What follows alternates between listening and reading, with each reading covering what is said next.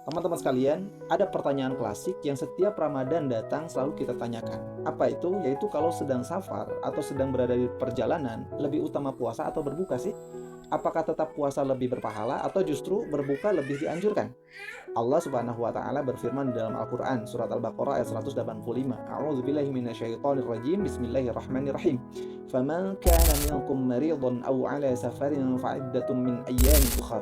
Barang siapa ketika seseorang sakit atau seseorang itu dalam perjalanan atau sedang safar, maka wajib mengganti di hari yang lain. Di dalam ayat ini setidaknya ada 2 poin yang harus kita perhatikan. Yang pertama, safar itu adalah uzur syar'i.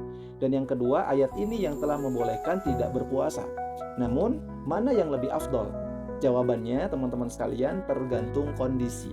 Tidak semua perjalanan baik atau afdol untuk berbuka. Kenapa begitu? Padahal Rasulullah SAW di dalam sebuah hadis telah menegaskan. Kata Rasulullah, "Laisa minal birri shaumu fi safar." Bukan termasuk kebaikan berpuasa dalam safar. Teman-teman, disinilah poinnya yang harus betul-betul kita pahami. Hadis ini diucapkan oleh Nabi ketika melihat seorang sahabat hampir pingsan karena tetap puasa saat safar.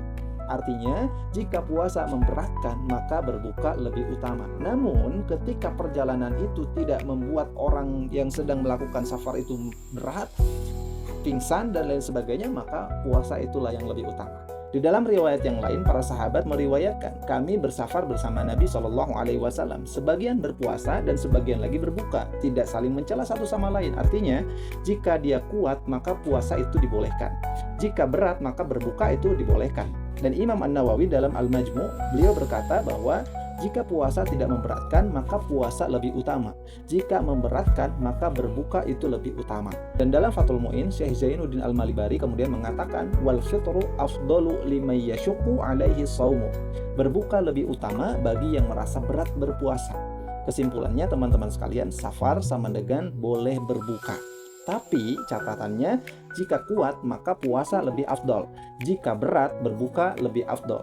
Dan yang ketiga, jangan memaksakan sampai celaka ketika tidak kuat. Betul-betul tidak kuat, maka berbuka itu yang lebih utama.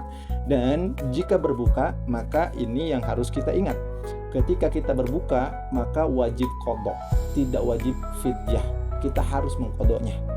Ingat, Islam memberi keringanan saat safar.